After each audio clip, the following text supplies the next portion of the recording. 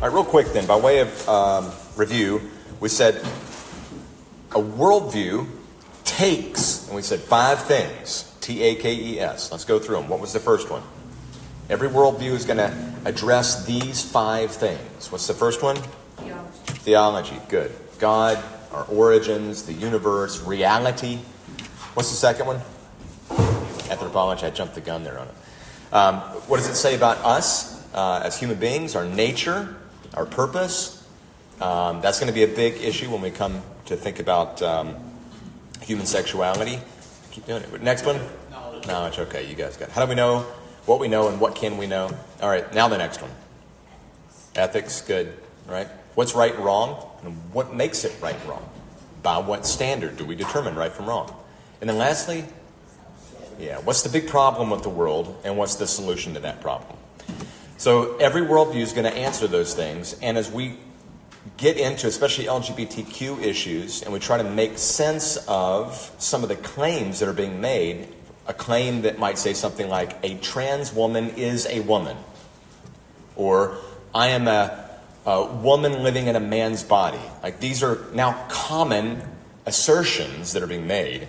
And in order to make sense of those things, whether they can be made sense of is what we're going to have to determine. But just to even understand how somebody can say that and utter that and think it's meaningful, we have to answer, what do they believe about the universe? What do they believe about reality? What do they believe about human beings? What do they believe about ethics and so forth? That's why it's important that we think worldviewishly whenever we come to these issues. But we don't only want to understand worldviews, we need to be able to engage those worldviews, okay, to evaluate them. And here we said there's really 2 broad categories of tools that we're going to use to evaluate worldviews, okay? What were they? 2 categories. There's heart and life tools. There's also head tools, right? And it's important that we have both of these because as we're going to see, especially when we come to LGBTQ issues and when we come to these claims about, you can't question another person's claim about their identity. That's going to really touch on not so much a head issue, because if you just grab any random person off the street and you ask them why they believe I'm a man living in a woman's body is a coherent stringing together of words, they're not going to give you the history of philosophy leading up to this point right now. It's going to be more of shouldn't we respect other people, right? I wouldn't want anybody questioning my views about myself, so we shouldn't do. We should love other people. It's going to boil down to an emotional response, and as we're going to learn here, we're very much an emotion-driven society at this point. But we need both. Okay, we need to address the head as well as the heart and the life. So we said 3 for head: consistency, coherence, and accounting. And 3 for the heart and life: conscience, livability, and hope. Okay? So here's what I want to do today. Today I want to go through each one of these and try to give you some examples of how we can use these tools to evaluate some of the claims being made, especially within this area of biblical sexuality. Okay? And then I'll have one at the end I'll play, and maybe you could take a listen to it and you could evaluate it using these tools. And then in 2 weeks, because next week we have prayer meeting, what we're going to do is begin going through the history of ideas that brought us to the point where some of these things have the allure of coherence. But that'll be in a couple weeks. So today let's start with how to evaluate worldviews. So here we go. Let's start with the first one, consistency. Okay, what is consistent? What do we mean by consistency? Are these beliefs contradictory? Okay, are the beliefs of this worldview contradictory? And I love this meme. I don't always contradict myself, but when I do, I don't. Think about that. Okay, let's give some low-hanging fruit examples. Okay, so here's a claim: there is no absolute truth. What's the consistency problem with that claim? It's not absolutely true. What's that? It's not absolutely true. And if it's not true, then it means there is absolute truth. And if it is true, then it is itself an absolute truth claim. So you can see it's a problematic statement. Okay, you're sawing off the branch that you're sitting on. Okay, or how about this one? You probably heard this one a lot. You know, it's wrong for you to tell other people that they are wrong. Anybody ever been told that before with a straight face? And the problem with that is what? Yeah, they're telling you that you're wrong for telling people that they're wrong. So you can see the inconsistency in this. So we're using a tool to evaluate an argument, an assertion, a claim that's being made, or a string of claims drawing out a conclusion. But I said we can use this to evaluate these human sexuality issues. And so here's where we can use consistency just on the acronym that's used. LGBTQ. Is that acronym? That's not an acronym, is it? What is it? Anyway, you know what I'm trying to say. LGBTQ has become a very common expression to refer to basically our culture's embrace of the sexual revolution's freedom to express sexuality however we want. Okay? And this little image here is the gender unicorn. Okay? This is used to help, especially young people, understand some of the complicated issues associated with human sexuality, manhood and womanhood. Okay? So let's just think about this. Let's think about consistency here on this claim. I'm old enough now to remember when it used to just be LGB. Anybody remember that? I'm going to go back a few years. Back in the 90s, it was LGB. The T didn't begin showing up in this until the 2000s. Okay? Now, the LGB was always contrary to biblical sexuality. But at least it was coherent. It was consistent with itself. Okay? There was no internal conflict amongst the three letters. Okay? L would stand for lesbian, G is gay, and B is bisexual.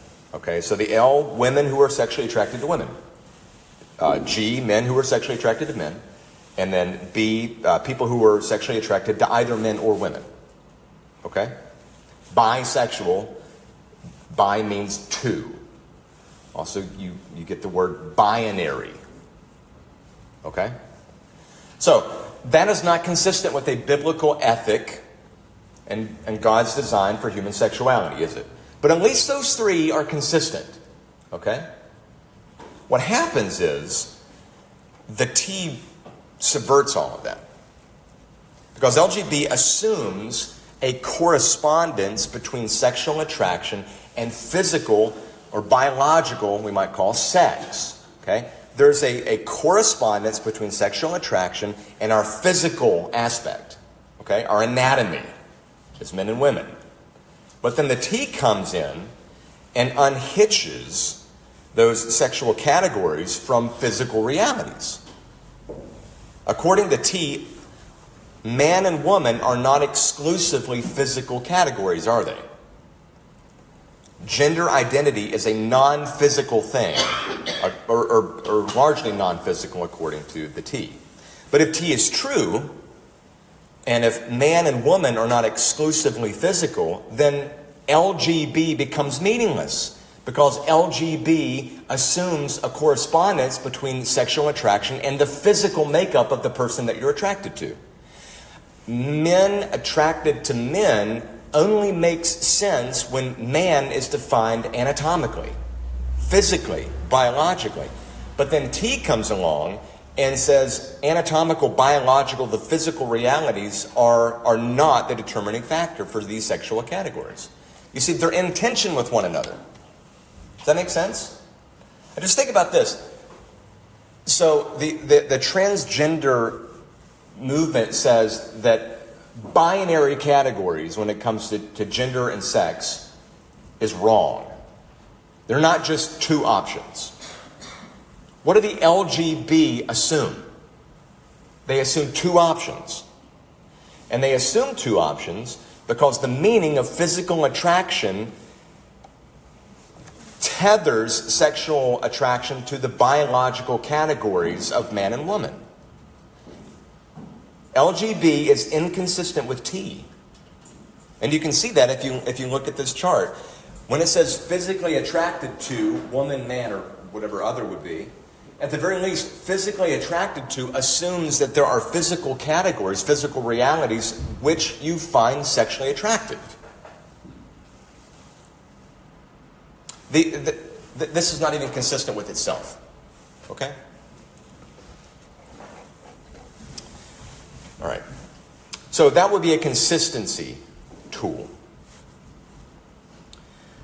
Now, let's take the consistency tool and just expand it out on a larger scale. And this would be what we call coherence. Coherence asks the question, do the beliefs of this worldview mutually support and explain each other? Okay, do they fit together well? So we're not talking about just discrete assertions here and there. We're talking about on the whole, like big concepts, fundamental presuppositions about the world. Do they fit together well? So you might take the takes. Does the T fit together, say, with the A? Do those fundamental beliefs fit together and hang together well? I'll give you an example here. We've used this one in the past. Naturalism and rationality. Those don't fit together very well. Naturalism is the idea that the only thing that exists are physical realities. The natural world is all that there is.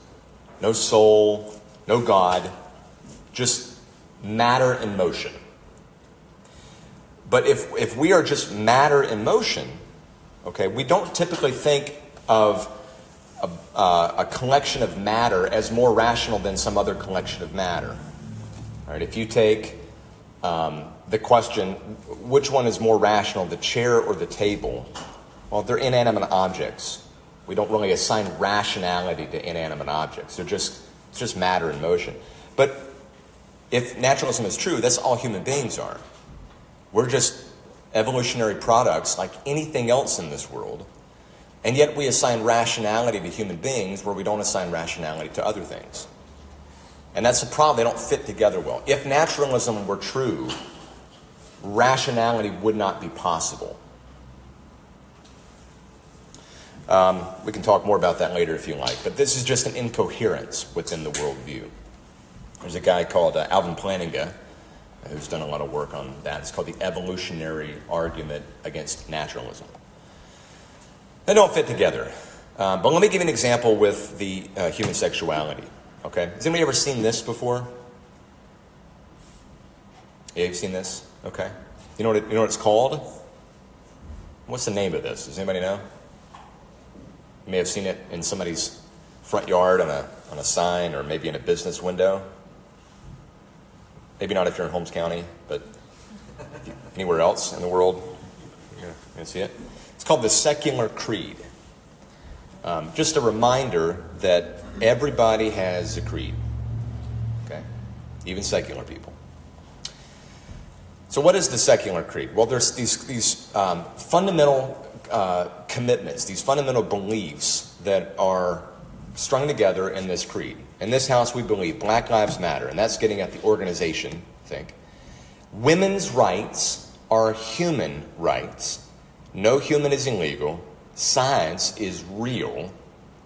Love is love. Kindness is everything. And there's maybe a few other ways people put these together. Life, or water is life. I think that's one of them. But if we just take these fundamental commitments, and we ask the question, are these coherent? Okay. So what do you think is being asserted by the assertion science is real? What's the best kind of knowledge? Scientific knowledge, right? Yeah, if we want to make a knowledge claim, we need to be able to test it scientifically, put it in a beaker and measure it, take it into the lab. Does science You remember a few years ago, the science. It was the science, right? Everybody's all about science. What with the science, right? So this is a fundamental commitment to the science. But then you've got the love is love, which I think is just a broad category for the entire LGBTQ program. Is that dependent on science? No. It's fundamentally opposed to science. In philosophy, it's what we call an anti-realist view. Whenever I say I'm a man, I am making that claim because that claim corresponds to reality. There's a correspondence between the assertion and the reality. That is not a thing in the LGBTQ program, because reality is what? It's whatever you make it. It's real for me. Okay, that's a knowledge claim. That's a fundamental claim about what reality is. We determine reality. Reality isn't out there independent of my feelings or ideas. And truth claims need to correspond to reality. That doesn't work for the love is love concept. But it's required for the science is real concept. Okay? Does that make sense? That's why, there's a lot of other examples we can give. This doesn't cohere, doesn't fit together well. All right? So let's go to the other head tool, accounting. Again, we're not talking about here numbers. I was in accounting for a half semester in college one time. Half semester. That's how far I got. Accounting. Can this worldview account for our experience and our intuitions? Okay? So the things that we observe, our experience, okay? Does the worldview make sense of those things? Could this experience exist given these fundamental ideas about the world? I'll give you some examples here, okay? Evolution and altruism. What's altruism? What's altruism? If somebody's altruistic, what are they known for? Is that? Yeah, philanthropic, good. But there's something about altruism that goes even further than that, not just giving things away. Looking out for others. At what cost? Self-cost. So if you're altruistic, you are self-sacrificial. You do good things, kind things, loving things for other people at cost to yourself. Okay, that's altruism. If we understand the world as an evolutionary program, where survival of the fittest is the goal, how do you get altruism out of that? How does sacrificing for the continuance of someone else further your continuance? How does helping someone else survive at cost to yourself help you survive? Now, there have been some arguments to that effect from a naturalist evolutionary art, but they're not very good arguments. Just on the face of it, you would not expect it to be a morally good thing to sacrifice yourself for the survival of someone else if all we're trying to do is survive. But there's just, you don't get altruism out of an evolutionary scheme. But here's another one. Here's one for human sexuality. Gender theory and something called the Nordic gender equality paradox. I'm going to introduce you to this morning. Has anybody ever heard of the Nordic gender equality paradox? Okay. What is gender theory then? Now, we haven't defined this formally. We will. We're going to get a lexicon here in a couple weeks.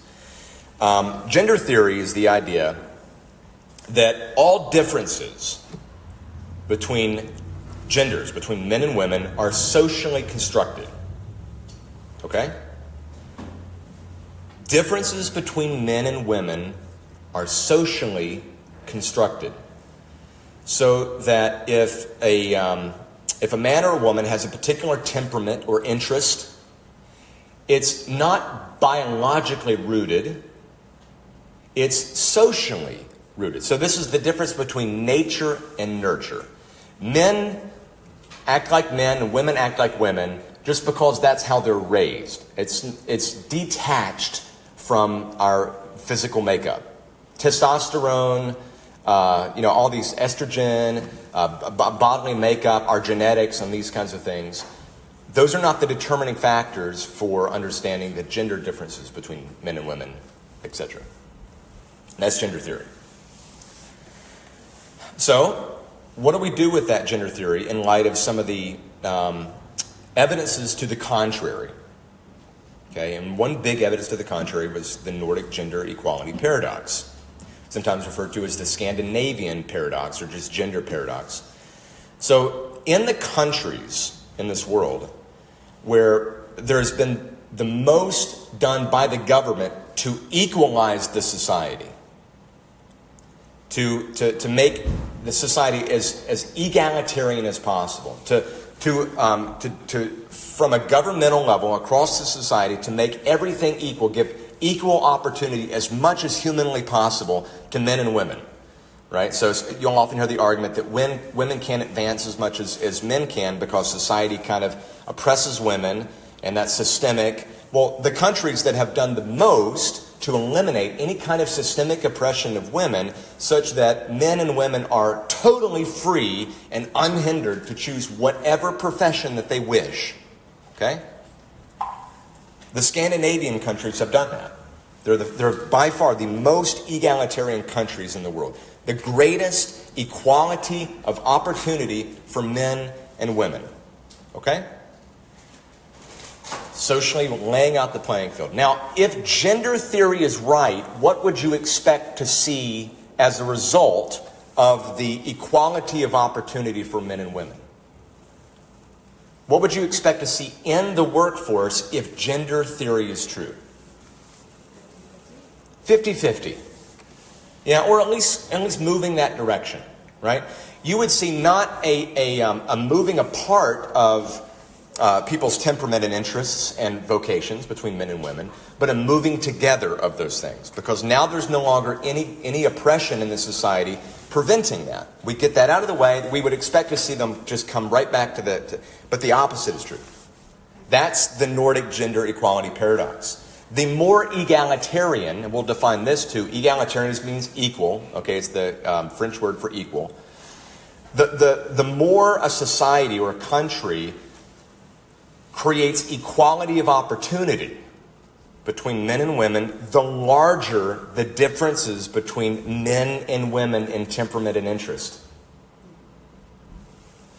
The STEM fields are not exploding with women in the Nordic countries. They're still mainly men. And nursing fields are not exploding with men in the Nordic countries. They're still predominantly women. And gender theory does not make sense out of this phenomenon. It turns out when you give men and women the opportunity to choose whatever they want, men choose things that men pursue and women choose things that women pursue, and they're different. That's what I mean by accounting for things. Let's take this theory and test drive it and see if it makes sense out of these experiences that we have in life. Accounting for things. Okay? Gender theory can't account for the fact that gender differences occur naturally. And we'll see later on they're biologically rooted, not just socially constructed. So those are the three head tools.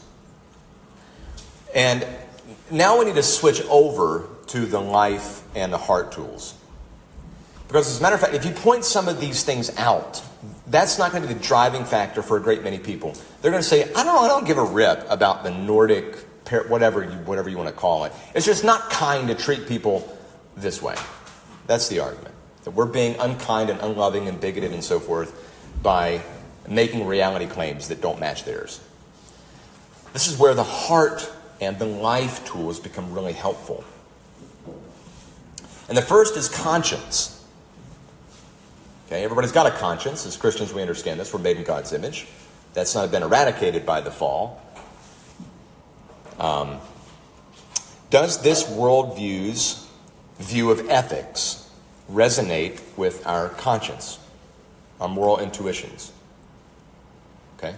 And here's one example of naturalism and eugenics. Okay? So Richard Dawkins got into some trouble a few years ago when wrestling with the question, well, okay, can you abort your child for any reason at all? No. I would agree with you. But the claim from people on the left would be, of course, you can, because the baby's not a person at this point in time. And it's the mother's body, it's her choice, and so forth. But then you've got this ethical dilemma. Well, what if the mom's only aborting the child because maybe it's got Down syndrome? Now, this is actually goes on quite frequently in our country now. But if you really want to press it home, you could pick something else. Maybe the skin color of the child. Mom doesn't like the skin color of this child, so she wants to abort it. Is that ethical? Any case, it was the Down syndrome question, okay? And then Richard Dawkins was abort it and try again. It would be immoral to bring it into the world if you have the choice. Yeah? I would have said the complete opposite. Give it a chance to live. Give it a second chance. Sure. That's right. I would totally agree with you. And as a matter of fact, I think most people would resonate with that. It just, your conscience just won't let you be at ease with eugenics. Eugenics is where you select what kind of people get to come into this world, and you filter out the ones that you don't want. Can you think of any major countries that attempted to do that in the last 100 years or so? Okay. Conscience. Does that make sense, what we're talking about on conscience? Okay. Here's another one for the human sexuality. So the sexual revolution and the phenomenon of pedophilia. Pedophilia is adults being attracted to children and pursuing relationships with them. Okay? The sexual revolution, and we're going to see this when we come to the history of it, is not so much loosening the moral boundaries of sexuality. It's not a loosening of moral boundaries of sexuality. It's eliminating them. Like, get them out of here. Okay? That's the freedom, the sexual freedom that the sexual revolution was driving at. But then if we do that, though, right? If we say we're just going to get rid of any kind of sexual moral boundaries, well, upon what basis can you object to the practice of pedophilia? Like that would imply that, and our conscience won't let us go there, right? Our conscience, we know that's wrong. This isn't, you don't have to go and give an argument for meta-ethics to just say, you understand, like you don't think that's right, do you? That's how you use this tool. You press on a person's conscience to see the incompatibility of their worldview with the things they permit in life. So that would be the tool of conscience. The next one would be the tool of livability. Can you live out this worldview in practice?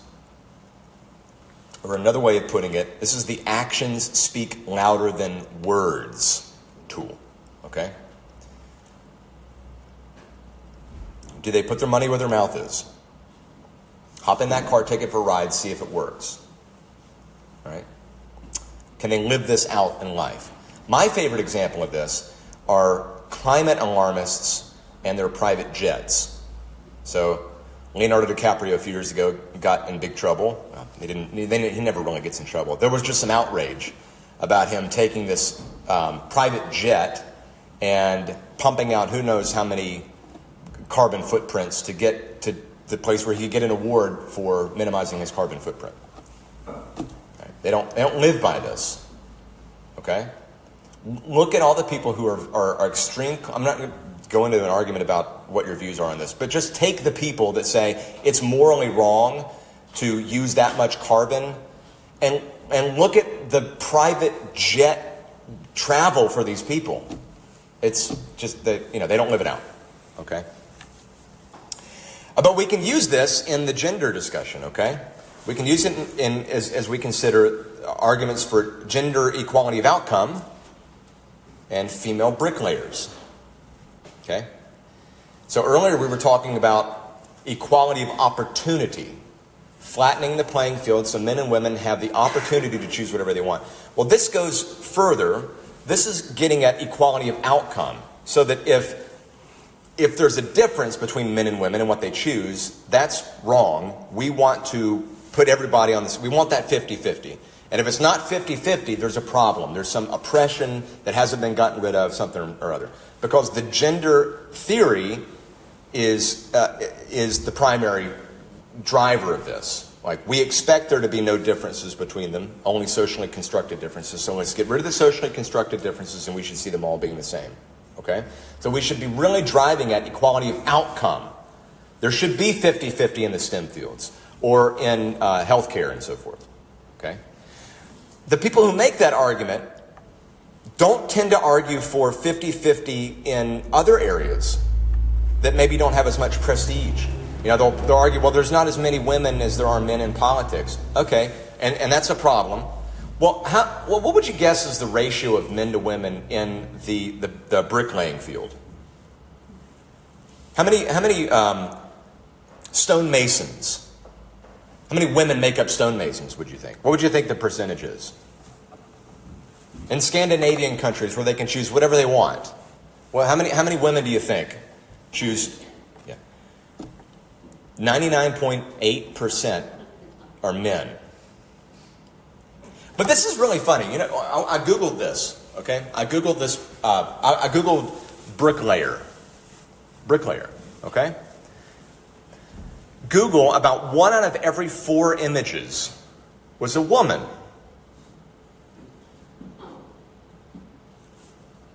99.8% of all of the bricklayers, brick masons, stone masons, they're all men. Because it is grueling work. Okay? And you have to be built for that.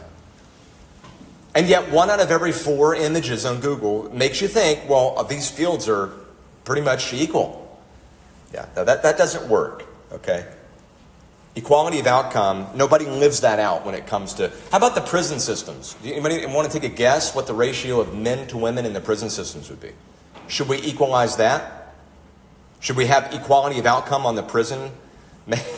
Of course, this is not something people live out. That's the point. See what I'm saying? Well, let me give you one last one. And I think this one in particular might be the most helpful for somebody who really doesn't care about the arguments, right, really isn't interested in the data. They're just looking for help. And this is the question: does this worldview offer real, lasting hope? Okay. There's an awful lot of, especially kids, young kids, and kids have always struggled to find their place in the world. They've always struggled with their identity as they're developing, right? And when a child is struggling with that, they're looking for some help, some solution. And right now, this whole idea of gender, identity, transgenderism, you can be whatever you want, create your own identity, has created a lot of attention for these kids. And this is their way to finding hope. And the question is, does that really provide hope? Does this whole enterprise of transgenderism that has become so popular, is that really providing hope for people? And here's the best example that I can think of. Anybody know who this guy is? David Raymer. I've never heard of him. Nobody's heard of him? Okay. I'm gonna spend about 15 minutes on a future lesson playing a video so that you can get the entire backstory of this guy. This guy is very important that you know, because this is the origin of transgenderism, for the most part, the practice of it in our country. David was the first test case of gender theory. There was a psychologist, a sexologist called John Money, who was at Johns Hopkins University, was a pioneer in gender theory. That gender identity is purely a social construct. How you raise the child is going to be how the child identifies in terms of their gender. And if we could eliminate that, and if you raise a boy as a girl and never tell them otherwise, they're going to grow up with the same temperaments and interests as girls. That was the theory. And David was the first test case of this. Okay? We'll see the story of it, but David had a twin brother. David had a severe accident during a circumcision. The parents didn't know what to do. They went to this guy called John Money. He said, "This is perfect. Okay, we've got twins. One of them has lost his male anatomy, and the other one has it intact. What we're going to do is at this point, we're going to castrate David, and we're going to do some surgeries on David, and you're going to raise David as a girl, and you're never allowed to tell him that he's a boy.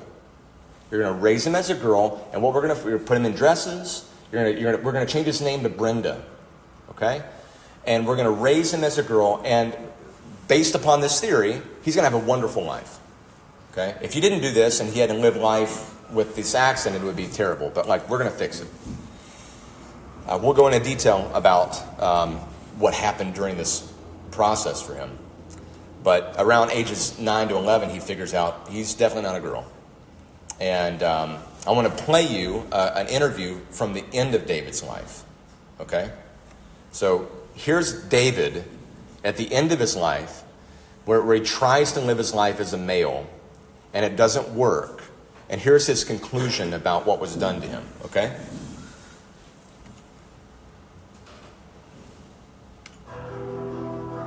You're always going to see people that are going to say, "Well, the Abraham case could have been successful."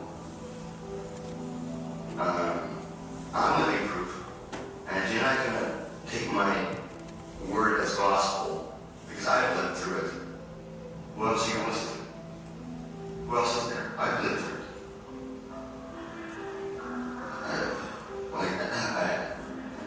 Is it going to take somebody to wind up killing themselves, shooting themselves in the head for people to listen? So what he's doing in this interview is he's trying to explain that it didn't work. The social experiment didn't work, and he's living proof of that. His life was a living hell because of what he was put through. And the reason this is so tragic, he says, what has to happen? Somebody got to kill themselves before you realize this. He took his own life after his brother had effectively taken his own life. This completely ruined them. And this was the perfect scenario to test the theory. And the fact that nobody knows this is a problem. This does not provide hope. This is the opposite of hope. And we should know that as Christians because it is contrary to the way God made us. It is contrary to what God said, this is going to be in your best interest. Whatever you're dealing with in your life, my design is the best possible course for you. And so that when we see arguments being made that this is actually helping kids, you need to be skeptical of those arguments. Okay? And we don't have to just blow off the data. There's plenty of data to show that it's just not true. It's just not true. There's a better offer of hope to families like this, and to maybe some of the people in your life that are struggling with these things. So those are the tools. Okay, we'll come back to David in due course. Okay. What we'll do, keep your handouts. What we'll do is we'll save. I have one more illustration, but I'll probably just incorporate that when we get to the history of it. So keep the tools handy, because we're going to be constantly going back to these tools as we not only try to understand what culture is giving us in terms of human sexuality, but we need to be able to evaluate it, and not just be able to evaluate it, to be able to teach our children the truth on these things, and to be able to take the gospel to them and to people who aren't maybe part of the church, but who are struggling with these things, to offer them genuine hope that can only be found in Christ. So hold on to these, and we'll be using these as we go along in the course. We're about at time, but there was a couple of hands. Did you want to ask something, Asher? What year was this when that happened for the first time? I think he took his life in 2004. Yeah. So this is, I mean, this is recent. For me, it's recent. How old was he? The 80s and 90s. What's that? How old was he? I can't remember.